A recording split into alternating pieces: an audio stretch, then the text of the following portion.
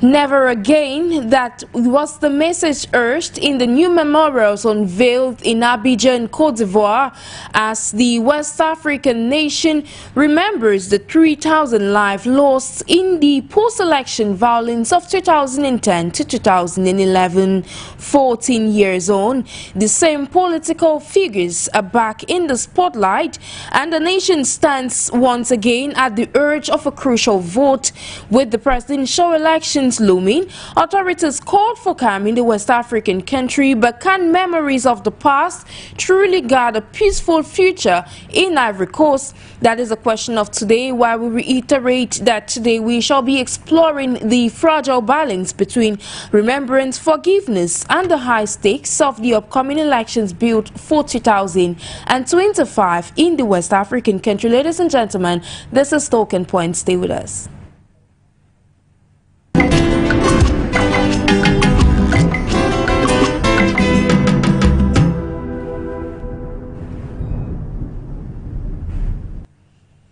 Hello, dear audience of For You Media Africa. It was a pleasure to be in your company. You're welcome on board today's edition of Talking Point over For You Media Africa.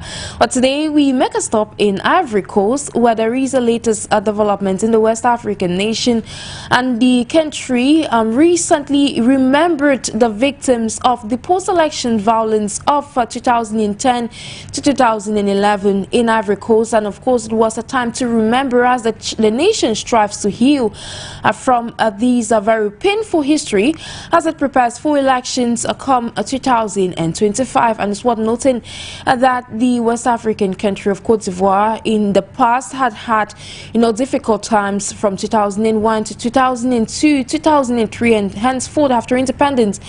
And of course, this is another crucial time in the nation's history.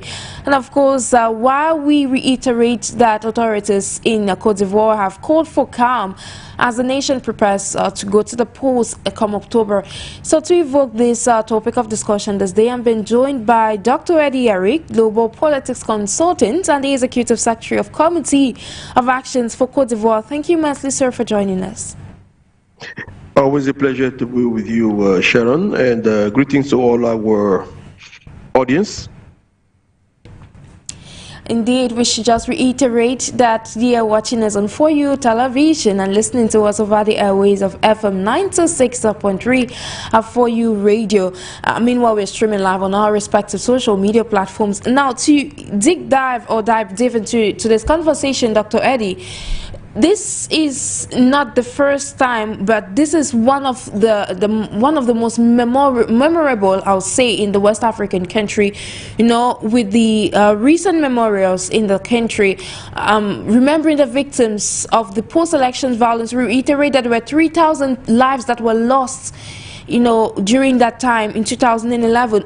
But in a bit to understand what the stakes are, what is the symbolic significance of this newly unveiled memorials in the capital Abidjan, and how might this impact national healing, especially as the country prepares to head to the polls come October this year?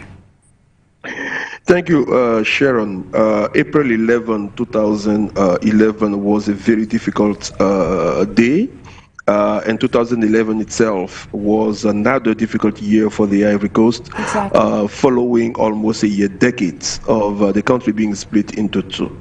April 11 is 2011 is the day when the internationally backed forces of the current head of state, Mr. Alassane Ouattara, during the political stalemate, were able to win over what we can call the regular army.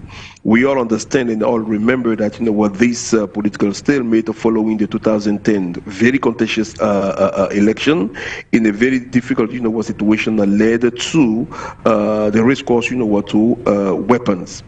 When we hear about the number of people who died and the memorial were erected for 3,000 lives lost, the first thing as we look at the symbolic of this memorial is the correction that needs to be brought in there.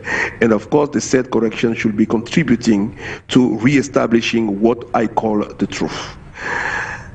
Keep in mind that on April 11, of this year, whereas the current government was unveiling this memorial in Abidjan, at the same time, former President Laurent Gbagbo and his partisans his supporters were preparing for a gigantic meeting of their party in another portion of the country, still in the southern area. What does that mean? For us, as analysts, but also as political, leaders and opinion leaders, from this country, we understand that, this memorial may not necessarily have the same value for everybody. Whereas, after more than 14 years, if the country was truly reconciled, if a reconciliation was truly effective, this memorial will have drawn, representatives from different political parties, where may they be from the opposition or from the ruling coalition in power. This is not necessarily what we have seen, and it is a reflection of where the country is again. Even when we talk about the 3,000 lives being remembered in there, this number itself, again, emanates from the rhetoric of the international community at the time, since 2011 up to today.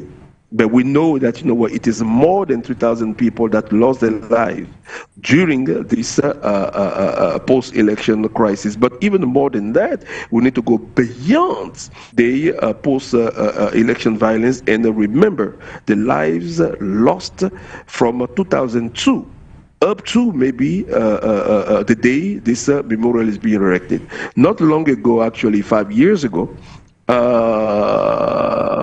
before the 2020 election, we also remember that what lives were lost. Exactly. And we remember exactly this young man who was decapitated by partisans of the current regime in power, and his head was used as a soccer ball. So all that to say that we are approaching again another we are in another electoral year, and it is not a bad thing to erect a memorial for those who lost their lives, but it becomes also something that should, of course, will rally the country, the same as we have so many memorials for the lost soldiers during important battles, maybe during the time of the First World War, the Second World War, or the fight, against, colonialism, as we see in many African countries. But for this one in here today, my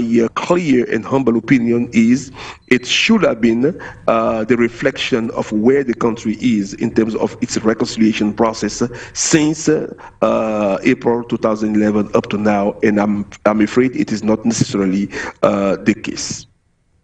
Thank you so much, Dr. Eddie. Now, I'll be proceeding, just given the fact that you highlighted that it might not have the same significance for all the political figures. You reiterated that the former president, Laurent Gbagbo, was actually having another meeting elsewhere at the time of this, the unveilment of this memorial. But then, these victims of the post-election violence were recorded during the time when he refused to concede defeat. Going down memory lane, we are 14 years on from this massacre. Like you cited, it's been a trend, in the past. But then, why does the memory of this 2010, 2011, post-election violence still loom, especially when it concerns Ivorian politics? And how can the government, how can the government address this problem? Yeah, but because the issue has not been properly addressed. It is true that so many, there was a dialogue, truth and reconciliation committee, commission or committee that was put in place, but that dialogue, and reconciliation and truth commission, produced a work.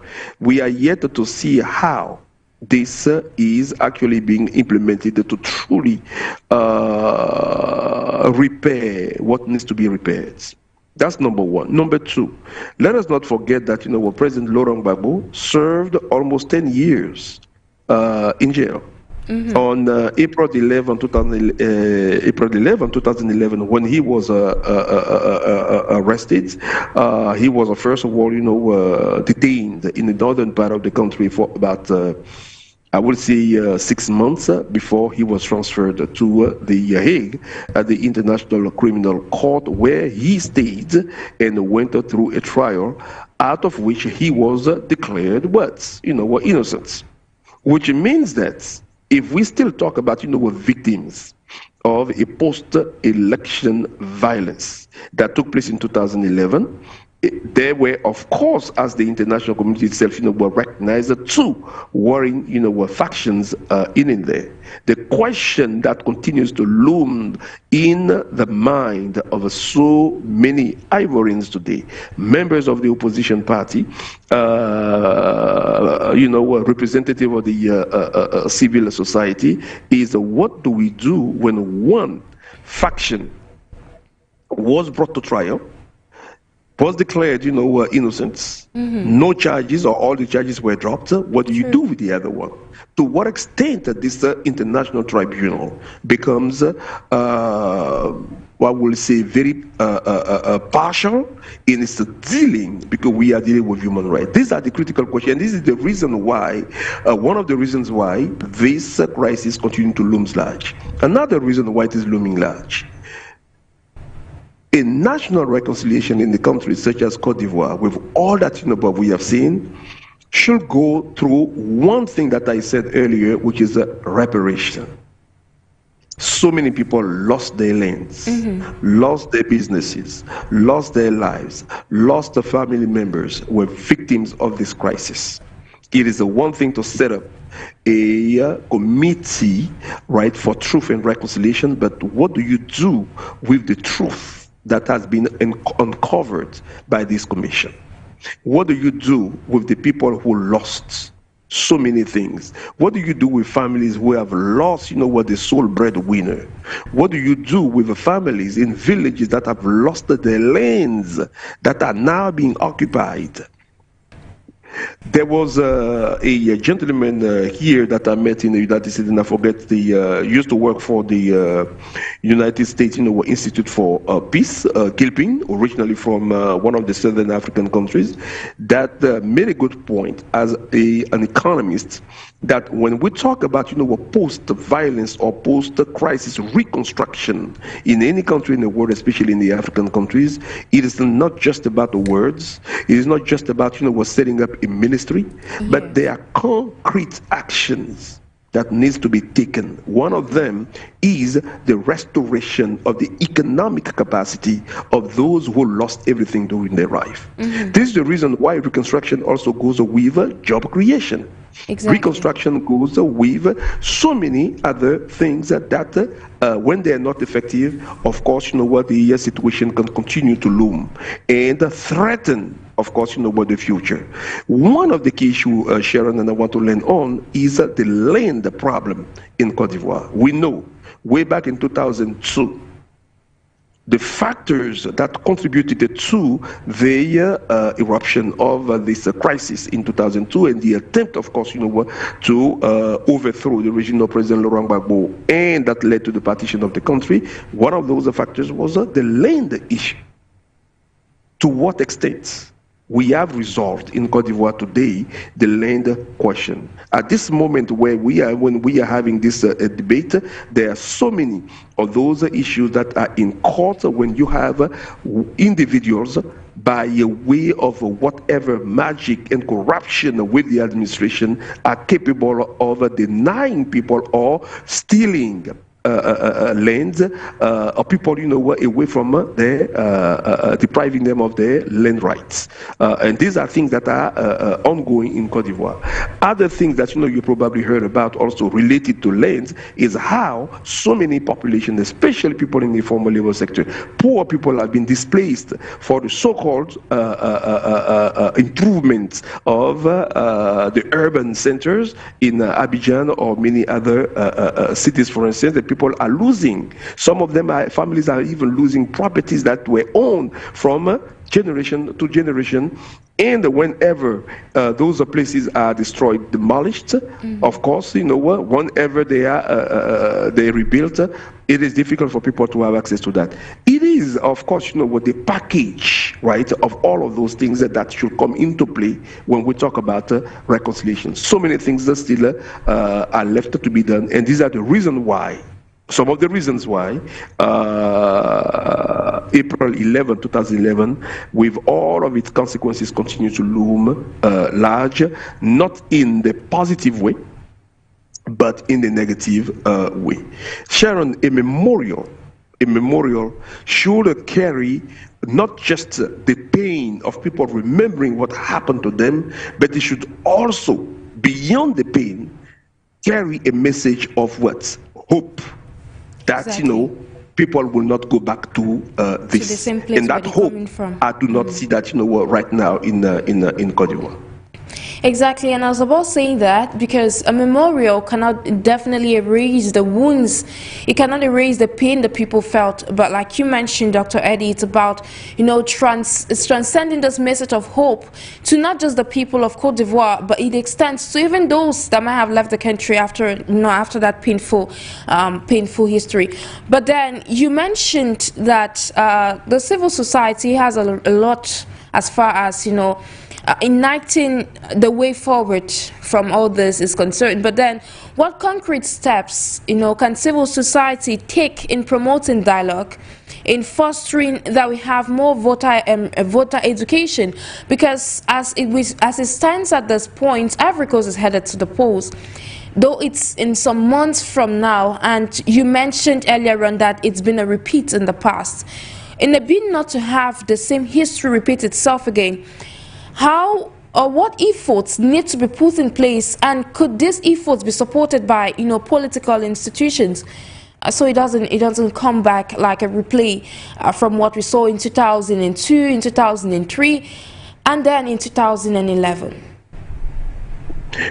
Yes, Sharon, what role can the civil society, the question is loaded, and I'm going to try to decipher and take it bit by bit. Number one, the role of the civil society. I want to use your microphone and the opportunity here to congratulate the civil society in Africa in general, in West Africa, and in Cote d'Ivoire for what I call some sense of revival. Over the years, we have definitely seen, and I have observed, a change of tone in the ways in which the civil society organizations, deal with political matters. We have seen a lot more involvement, and this is the right thing to do. Per the Constitution, per the international treaties signed by this country, the civil society organizations do have the right to look at the ways in which public managers, manage the affairs of the city, meaning the affairs of the country. This is a must. And I can give you names of individuals like Dr. Eric Semier, my namesake, or the sister Pulchérie Ballet, and many other civil society organizations that have actually been involved in raising awareness about the impact of the forceful displacement of people by the government, again for the sake of improving the face of Abidjan and eliminating precarious dwelling places. As I remember, try to remind people that most of the people who are victims of the forceful displacement are people working in the informal labor sector, and are poor working people, low-income earning people in India. These civil society organizations have been very, very instrumental in doing that, number one. Number two, we have heard about a month ago that the current regime has passed a new executive order to regulate the activity of civil society organizations. The civil society organizations for many of them, have denounced this as actually an attempt to suppress the freedom of association, the freedom of expression, and the ability actually to play the role that is theirs per the Constitution and in the making, the social political making of the countries. One of these dispositions, the new disposition, for instance, asks the civil society organizations to every year give an account of where they get the money. Sometimes, you know, some of them were actually, the new law was drafted with terrorism in mind, as if those organizations were actually fostering, you know, what terrorist activities in there. It is not just a civil society organization, but this new executive order will also apply to the religious and faith-based organizations, which of course, you know, were prompted faith-based leaders, right, to issue a statement calling on the government to recall, right, this new executive order because it will infringe critically, significantly on the and eliminate civic space. So I want to commend, you know, what the civil society for those kind of things, of course, continuously, as they continue to raise awareness on laws, policies, executive ordinances that are passed in the countries, which of course, you know, will affect their everyday operation. What can be done?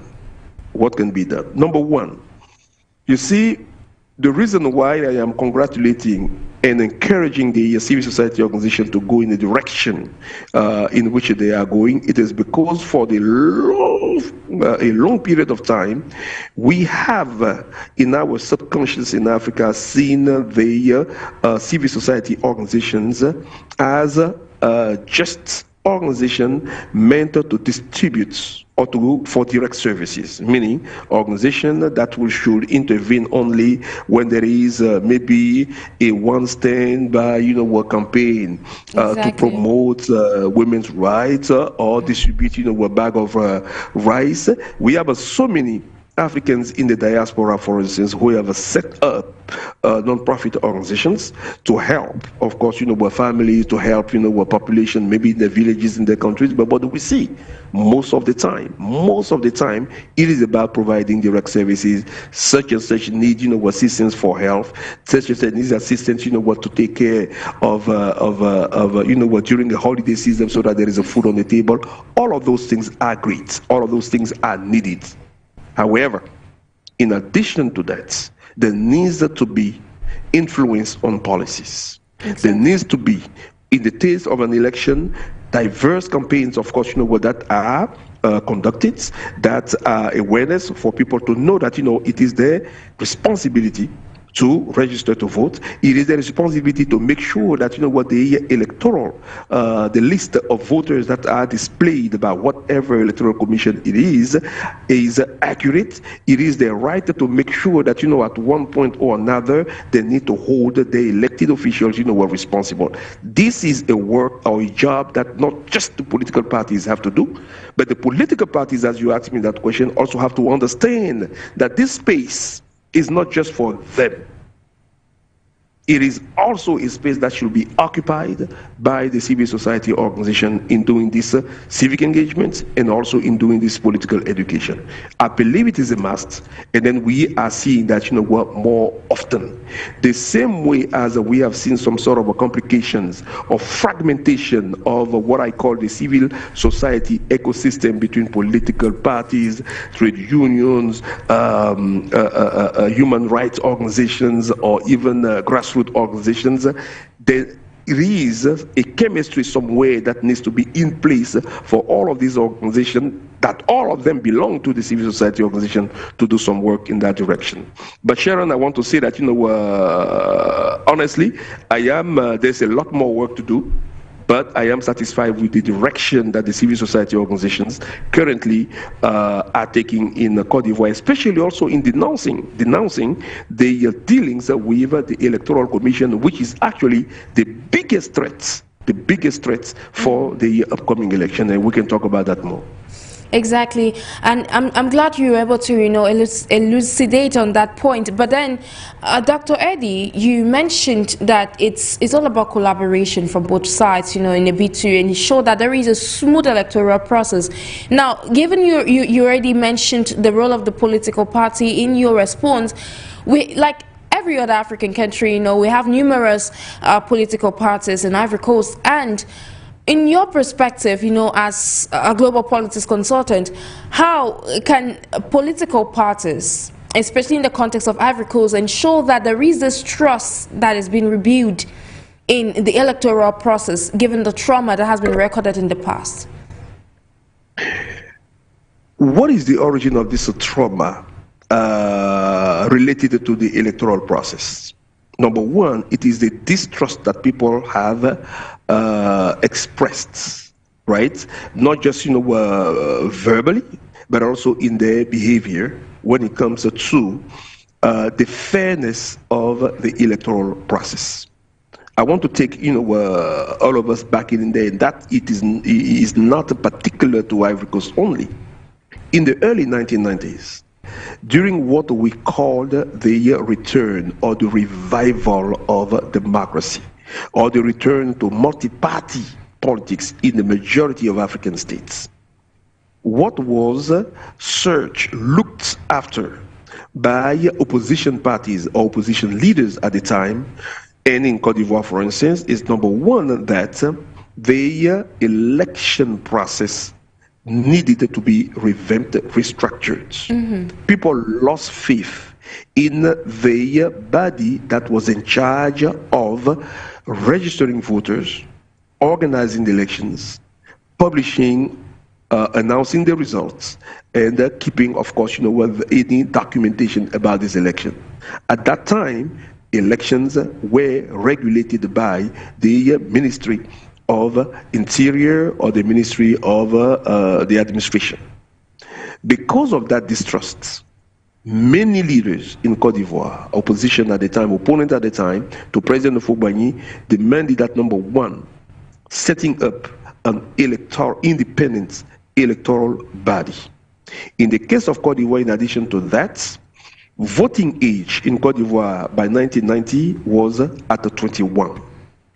The opposition leaders pushed for it to be brought down to 18, which, of course, you know, aligned with many other dispositions.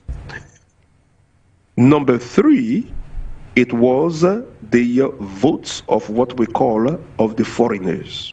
Cote d'Ivoire, of course, by 1990 had this disposition whereby nationals from the neighboring countries, from the ECOWAS countries residing in Cote d'Ivoire over a long period of time, were allowed to participate in the election of, in presidential election and the election of members of parliament and the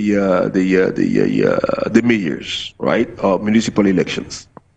The opposition at the time thought that the participation of these non-Ivorian nationals in the electoral process had the ability or the potential to taint, right, the outcome of those elections.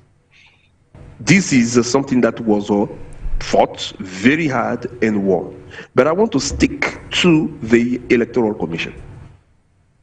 It is not because we wanted to establish, first of all, an independent electoral committee, and then after, first of all, a national electoral commission, which later became an independent electoral commission, that this commission is truly independent, or that this commission is truly achieving its goals, or that commission is truly working to re-establish a trust in the electoral process. I want to tell you that since 2000, there's always been contention around the sincerity of the body that was set up to run the election away from the administration.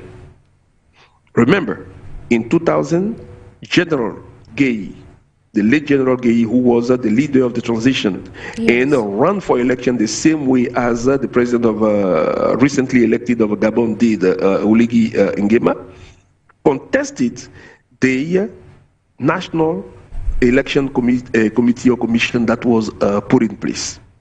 Okay? In 2000, that was 2000 when President Gbagbo was elected. In 2010, for those elections, before we went to the election, the opposition at the time did not want or requested the mandate, the reform of the Electoral Commission. That's how the Independent Electoral Commission was created, right? And somebody, a representative of the opposition, was appointed as the president. Same contentions, same distrust, same lack of transparency, born of the ways in which people are put on the voters lists. The question is, today in Cote d'Ivoire, we are talking about, more than 6 million people that are registered. Are all these 6 million people allowed to be on the list? Are the people who are allowed to be on the list not to be on the list? And the few examples that people have been talking about, as the fact that President Laurent Gbagbo, number one, is a former help assistant and Minister Charles Blé Goudé, Sorogio himself also former head of the rebellion movement, are not on the list for reasons that many call political reason, not a reason for justice. For instance, President Gbagbo, as we said, won his case at the International Criminal Court, but at the same time, while he was over there, another trial was, another case was brought against him in Water Court, and he was not there, but according to that court system, to the regime, his lawyers were there. This is also, and after series of enrollments on the voters list, voters registration. What happened? The decree or the ordinance says it should be done every year, which means from January 1st to December 31st, whatever is the fiscal year of the country. Every year, according to so many economic pundits who know the Ministry of Economy and the document in the end, all the budget that are passed year after year, the Independent Electoral Commission right now does receive money annually, but does not conduct the voters registration annually. Instead, it starts maybe in the middle of one year and goes overlap onto the following year, and when the president of this commission is asked the question, he said, we have done that in year X and in year Y, which is not true. It should be done separately from one year to another. It should be 365 days in a row, times 5 before any election. These are some of the things that again creates. Now let's talk about what the list that were recently displayed, published for people to take a look and verify if their names are on the list, or to even contest the name of somebody on the list in there. The opposition parties came out with their own analysis of the lists. Publication after publication show that you have individuals with no names. You have individuals with no names of their father or mother on the list. You have individuals that passed away.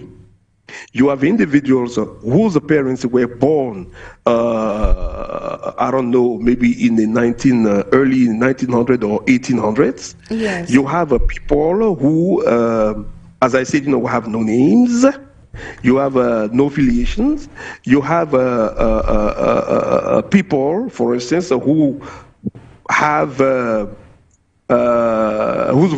voters who are related to one person either as their father or as their mother, and one single person can have actually, according to those documents in there, brought about 20 to 40 people to this earth. I can understand that we Africans believe in having many kids, but Sharon, you will agree with me that a woman by herself cannot go beyond procreating up to 30 children or 20 children. And to wrap up with these things, what also created distrust is this. that the current independent electoral commission clearly, staunchly has refused to yield to an audit of the voters list as it stands currently. The audits in other countries did not take more than 2 weeks. But over here in Cote d'Ivoire, it is a refusal, categorical refusal to do so. And what is alarming is that while the opposition parties are looking at the list and critiquing it and are demanding an audit, the ruling party is staying quiet and is not saying anything, which creates some sort of feeling that there is a clear alignment, or the two are working together in it there. So these are some of the things that are creating the distrust. But Sharon, I know that I've been very long on that question, but I want to add 2 other elements of that distrust. Distrust number 1, sources of distrust number 1. If the Electoral Commission should be independent, where does the independence come from? Or from what institution should the independent Electoral Commission be independent? It should be independent from the states, from the governments, so that we have a clear separation of power. That is not the case. Why? Because when you look at the structure of the Independent Electoral Commission, the head of state has its representatives. The Ministry of Interior has and Territorial Administration has its representatives. The political parties have their representatives, and so on and so forth. So who are you independent from? Indeed, that is a food for thought, Dr. Eddie, and I'm glad you spoke a lot about it. But meanwhile, you equally mentioned that at this point there is a lot of work, because listening to you, there's a lot of work that needs to be done to put, reignite this trust in the electoral process, not just in Africa Coast, but the African continent as a whole. And I might be tempted not to ask why this memorial was coming at this particular point in time. But from your perspective as a consultant, especially in terms of global politics, are these calls for peace ahead of the 2025 elections in Cote d'Ivoire reflective of, genuine progress towards reconciliation, towards, reparation, which you cited that is necessary in the West African country, or it's just some sort of a political messaging, in a bid to garner support, ahead of the upcoming elections? Here's what it is. I don't believe that we have made, we meaning the people of Cote d'Ivoire, that we have made gigantic progress toward reconciliation. I do not believe that. I had the privilege, chance, and the grace to visit Cote d'Ivoire, my country, 3 times last year. What I saw, for me, is very far from a country where reconciliation is effective. You have a country truly with a 5-speed gear, right? You have people even here who believe in this. You have people. I was telling a friend, Sharon, that we grew up, with modest families, but I wonder if there is any modest family, what we call the middle class. It is looks to me that we have now a class of very wealthy people, many of whom we know how they became wealthy. When somebody becomes wealthy because they are in the government, it means what it means. And then on the other hand, you also have people who are living in precarious, conditions. These are the 2 extremes that I've seen. And if there is any middle class in between, that should be a very tiny, narrow, small middle class. That's the first thing. Second thing I want to say to answer your question regarding April 11, it is a symbolic date. True. Very symbolic in the sense that President Gbagbo is around, opposition parties are around. Who wants to claim, right, April 11 to be the date to be remembered in this way and not in that way? You understand? That's why the memorial that is being erected, as I said, comes at a time when many people are trying to remember. There was a time in with President Laurent Gbagbo, for instance, that April the 30th actually was the date that his political party at the time, the FPI, the Ivorian Popular Front, celebrated as the Liberty Day. Why? Because on April the 30th, 1990, President Ufo-Boigny, the first president, actually implemented the article in the Constitution that returned the country to multi-party. So this was celebrated by these opposition leaders as a day of liberation, right? As a symbolic day that they want something to rally and continue to rally their people and stay focused on what they have to do. This has changed today. April 11 is the day. That's why, again, I said, earlier when we started this conversation, that you have the memorial being inaugurated in Abidjan on April 11. At the same time, President Laurent Gbagbo is rallying his partisan in another city in the same southern part of Cote d'Ivoire. The question will be this: why didn't he do it in Cote d'Ivoire, in Abidjan? True. You understand? The thing, of course, would be that, you don't want to have a too polarizing, events like that. But the question is, for me, in my analysis, while people are doing this to give a certain meaning to this, we also have our own meaning and understanding of what April 11 was. And until again, to come back to that, there is a government in Cote d'Ivoire that truly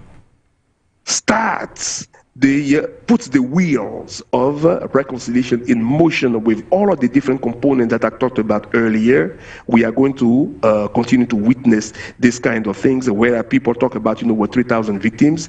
I say, it is more than 3,000 victims. If there is a memorial that needs to be erected, that memorial should not be just about the victims of the post-election violence in there, which are more than 3,000 anyway. But it should be about all the people, the traumatic events that Cote d'Ivoire witnessed since the 20 September 2002 when this rebellion broke out. That's the only way we can move toward, a true reconciliation. And for that, we don't need to create a ministry of reconciliation. And this is another thing that I keep telling people. The Ministry of Economy, the Ministry of Labor, the Ministry of Youth, all of these different state agencies should be given the mandate of reconciliation, because to reconcile people means, if you are in the Ministry of Agriculture, is to resolve land conflicts, to make sure that, concessions, contracts that are signed in there are not signed to the detriment of people who are losing their lands. Is to know that, when people have lost a large portion of their lands for agriculture, when they are farmers, to other people who came in there because of the war, you need to find a way to make sure that, this does not become another trouble. Sharon, I'm going to tell you honestly, I am afraid for Cote d'Ivoire. We are heading into another catastrophe. And what is that catastrophe going to come from? Where is it going to come from? It's going to come from the land issue. Is going to come from the land issue. Is going to come from the land issue more than anything else. And that's the other catastrophe that, what we are seeing, maybe sometimes helplessly, if I want to say that, it is looming in the horizon. And you mentioned this issue of land. I think that is a trend across Africa. But then you said, you mentioned equally that you had made it to Ivory Coast 3 times last year. And looking at the communities of Abobo and the Yupugon, I hope I got that correct. Looking at these communities that were affected mostly by the post-elections violence in 2011, what could you say, or how could you process, their level of remembrance vis-a-vis, the tragic incidents that happened during that period? Listen, it is not easy to lose somebody. It is not easy for people even to lose the only breadwinner for that family, may they be at the time, were in the army or not, or young people who took to the streets. It is not easy for all of those things to forget. And even as we talk about reparations, sometimes reparations do not lead the people to forget what happens. There is a level of resilience that we as human beings, of course, sometimes develop. But I want to say that, what can make the process easier? What can actually facilitate all that for people to actually come on good terms, because those who are dead, unfortunately, are dead, and we cannot turn the hand of time for them to be back to life. At least what we can do is to lean on what we have seen, what we have witnessed, and what we will witness, to make sure that the future does not look like what happened. Unfortunately, it seems that we are not learning from those lessons. The party in power or the regime in power refuses to listen to that recent history, and continues, or wants to continue, to march on in a forceful manner, quietening. There is a one thing to be, or to say that, you have peace because you are crushing everybody, and you have a peace because everybody understands that, what peace is good. When you continue to suppress people and crush them, eventually, things crumbles. And when they crumble, the consequences are sometimes even greater than what you may expect or may not expect. The populations in Cote, in Yopougon, the population in Nabobo, as I said, it is still a fraction. When you listen to people in the Ivory Coast talking today, depending on where they lean, it is a clear cut. You are living in a multi-dimensional countries. Some people believe that, all is well. There is no need to blow the horn and alarm people. And then on the other hand, there's some people who say all of the indicators are flashing red, indicating that, there should be something done. If not, we are heading again into straight into the wall. We are heading to a crash. This is what I felt. This is what I saw. Adding on to that is the level of poverty. Let us not, forget that. Of course, that, we are seeing numbers from international institutions talking about, all these road and major developments that we see in Cote d'Ivoire. But the same World Bank that talked about that also underlined the fact that all this progress that we have seen or witnessed, or growth actually, is limited to the urban centers, especially around Abidjan, and then you have acceleration of poverty in rural areas. This I have witnessed. And the more you have this gap, and more people are living in poverty, of course, poverty is a triggerer of the type of a conflict and crisis that we are talking about. Thank you immensely, Dr. Eddie. Now, ladies and gentlemen, if you're just joining us, this is a talking point over your Pan-African channel for you, Media Africa. We're discussing Cote d'Ivoire, as the nation heads to the polls come October 2025, in remembrance of the post-elections of violence of 2010-2011. April 11 was a day of remembrance, with new memorials, erected in the capital, Abidjan. Of course, we're discussing these are very topic of discussion with our guest, Dr. Eddie Eric, who is joining us in his capacity as a global politics consultant and the executive secretary of the Group for Cote d'Ivoire. Now, to proceed with you, Dr. Eddie, you mentioned earlier on that we have key institutions like the African Union. We saw the former president Laurent Gbagbo that was, indicted at the level of the ICC. But away from that, ahead of these upcoming elections, given that the two protagonists of the previous election were looking at the trauma, I like to call it trauma, of 2011. Now, given all this, in the minds of Ivorians, is still the two central political leaders that were at the forefront of the time of that tragic incident, of the tragic history in Cote d'Ivoire's history. But then, what role should the international community, notably these regional institutions, the International Court of Justice, amidst other borders, play in ensuring that we have some sort of calm, some sort of stability, not just within Ivory Coast, but at the level of the region? Sharon, this is where an institution like the Economic Community of West African States, the ECOWAS, fails and raises a lot of flags with regard to its sincerity, given some kind of feeding water or oxygen, if you wanted to, pundits or people who do not believe that what the ECOWAS is holding up to its mission.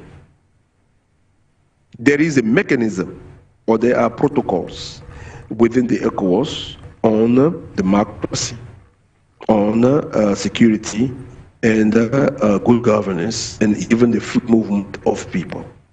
The protocol on democracy talks also relates to electoral processes, how they should be fair, transparent, free, open, whatever word that you have it in there. You also have an early warning, what you call it, signs, right, of sending a delegation, for instance, to inquire.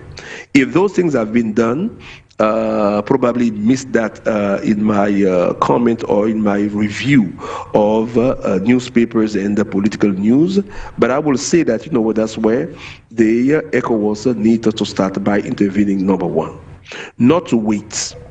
There is another thing that, I want to point out in here. Way back, about 2 or 3 years ago, the case of Laurent Gbagbo and Soro Guillaume, for instance, those cases were brought to the African Court of People. And this court ruled and ordered that Cote d'Ivoire, as a member of the African Union, should yield to the demand and reinstate, not to say re-enroll, rewrite the names of Soro Guillaume and Laurent Gbagbo on the voters list. Without having your name on the voters list, you are automatically excluded from the competition. Exactly. What happened with this ruling? Of course, those jurisdictions do not have necessarily the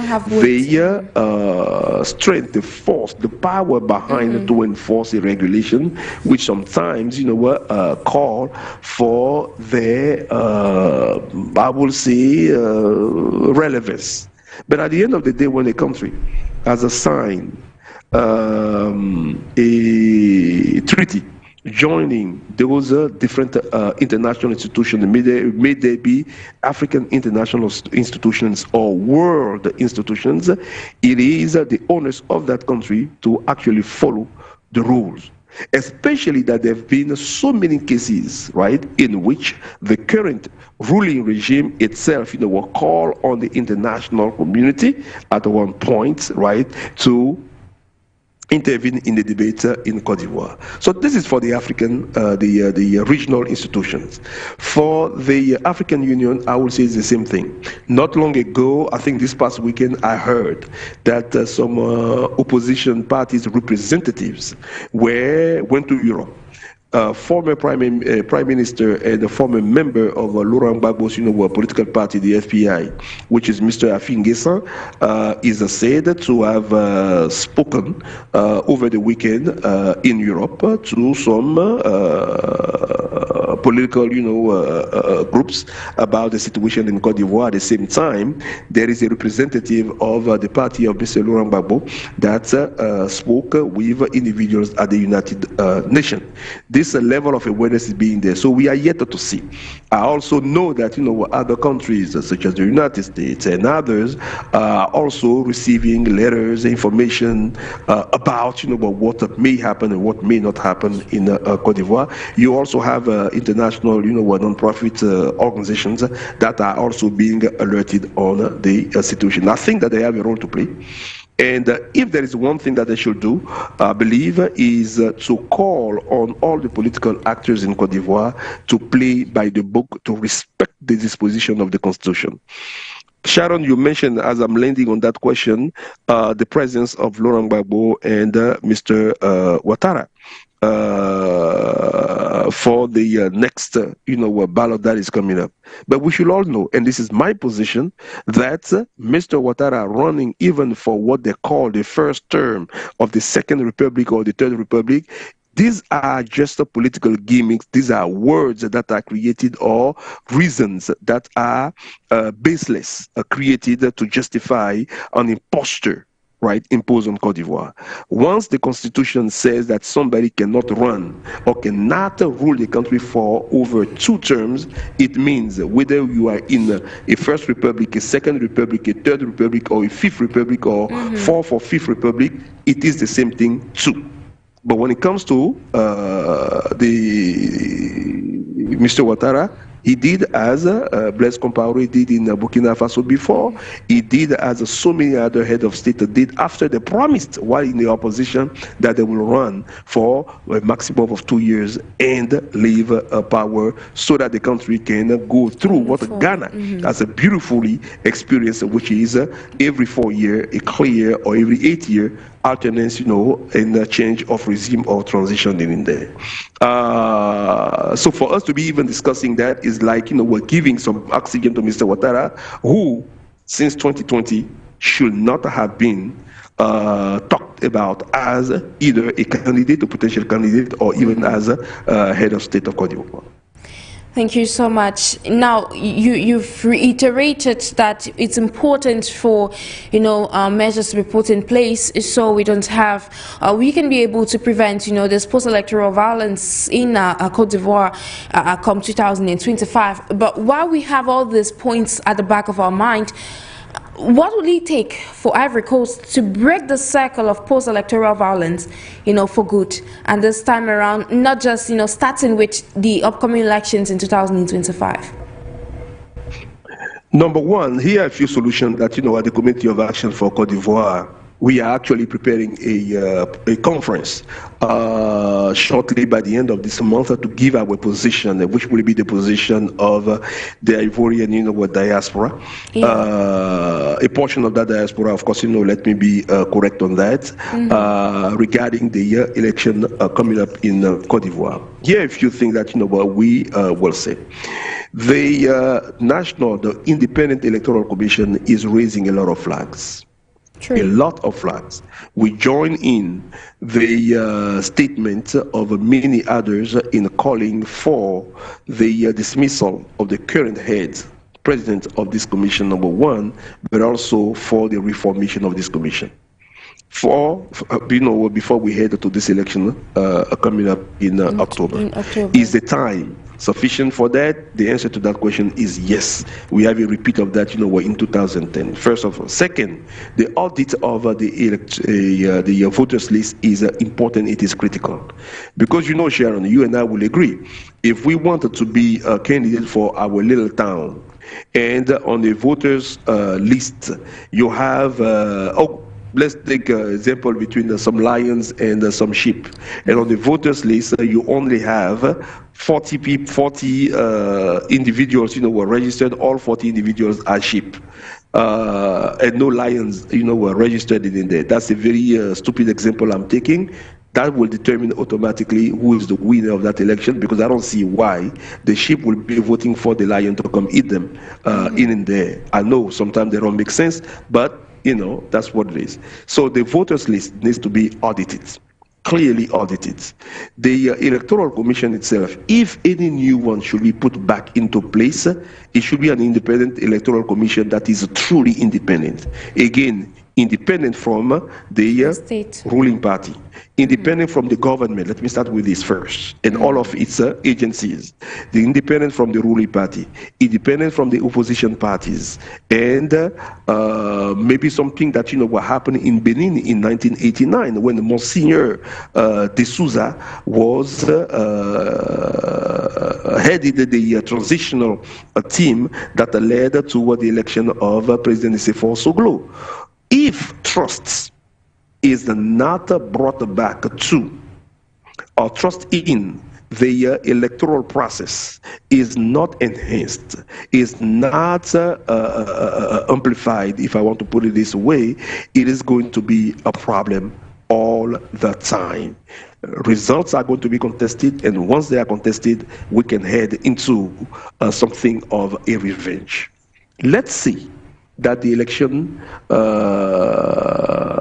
go well, the elections go well, meaning that the electoral commission is reformed as everybody's like on a very consensual basis. Once the elections also are over, and that this regime, the current one of Mr. Ouattara, is no longer in power, Sharon, I'm also fearing about what will happen after.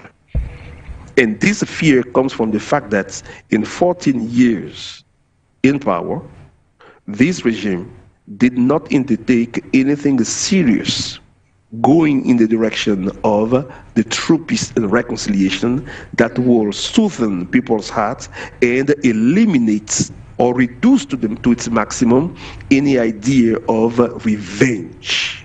Any idea of revenge. People don't talk about that. That is true. Maybe because they're scared, maybe because of the political atmosphere, maybe because of their voices, were being repressed at the time. But who knows what may happen when this regime is no longer holding the handles, of a power, right? A country needs to survive. Elections are not and should not be a turning point toward disintegration of the country, but elections should be a turning point towards what?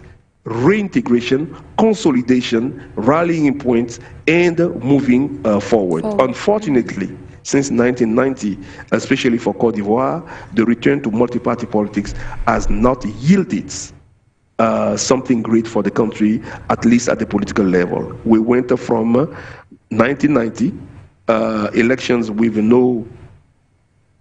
contested election, not that many violence, to 1995 death, 2000 death, 2010 death, 2015 death, 2020 death, and 2025 the signs are also clearly there that we may be heading into another chaos.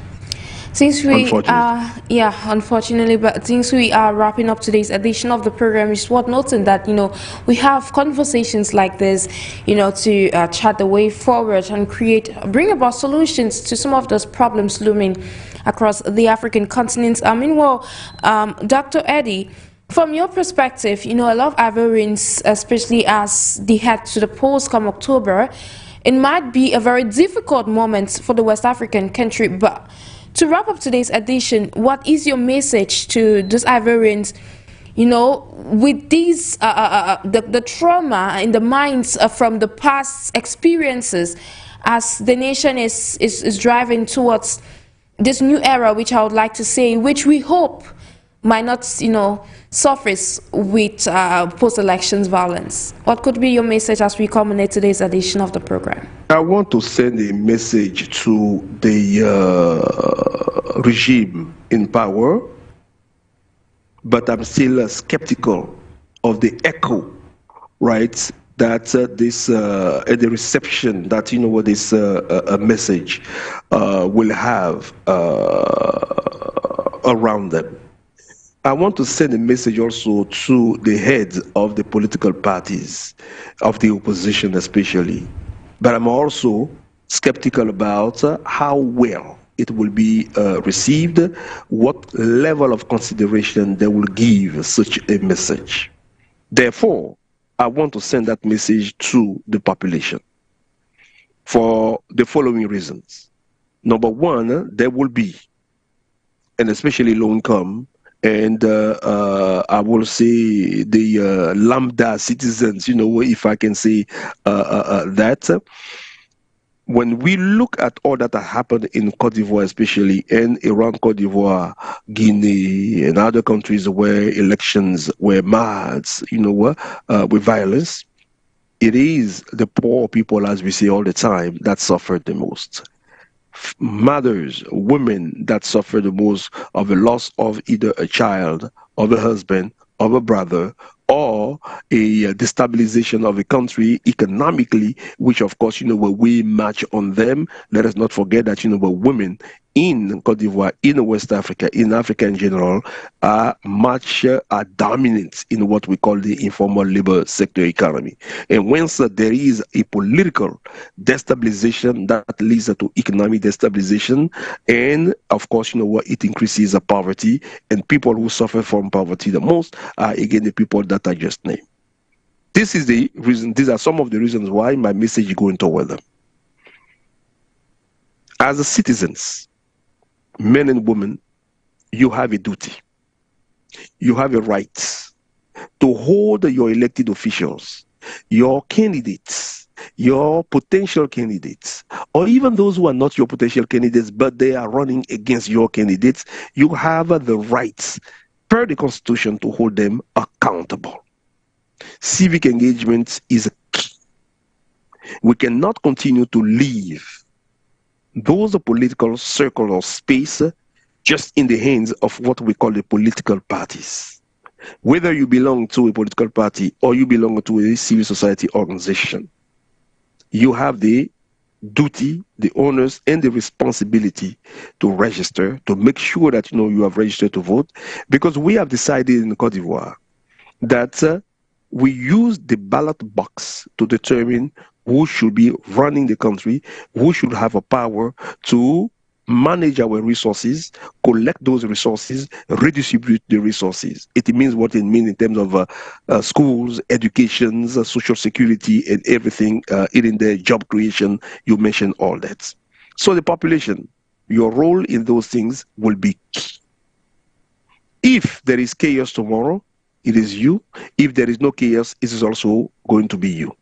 That level of responsibility is where I want the people to be, where I want the women to be, where I want the young people to be, where I want, workers to be, where I want, political leaders to be, and I will put the population ahead of them in the message the way I frame it.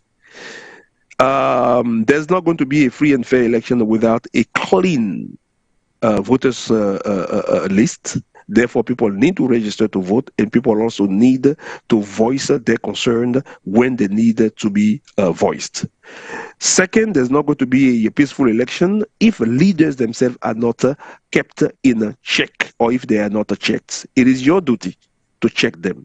Finally, there is not going to be a clean and fair election if people continue to be kept in poverty, and then a month or 2 months before the elections, they are given or distributed or handed out some bag of rice in there. Do not vote because of a bag of rice, but vote because of what somebody, a political party, can do for you and the entire population in 5 years when they are in power. We have heard people saying, oh, they promised me this, that's why I voted for them. What is this thing that they promise you compared to the way they're going to manage the country for 5 years in there? If you fend for yourself only, then there is a problem. Let us be citizens. That's my last word, Sharon.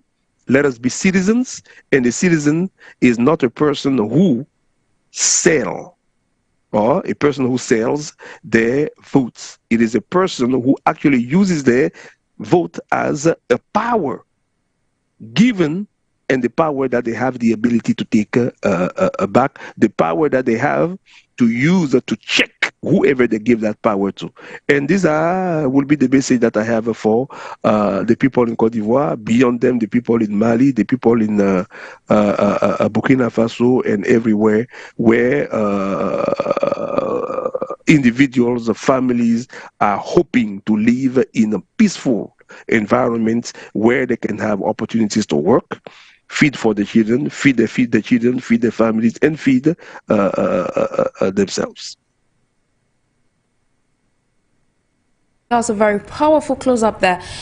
Just to reiterate that you are the global politics consultant and the executive secretary of Committee for Actions for Cote d'Ivoire. Thank you so much for taking our time to be with us this day. My pleasure, Sharon, always, and thank you for having me. It's always a pleasure to have you on board.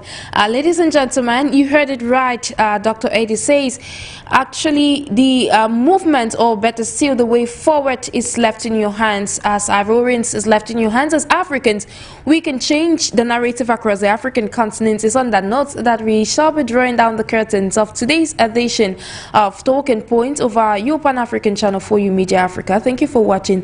Thank you for listening, and do have a great day in company of our numerous programs.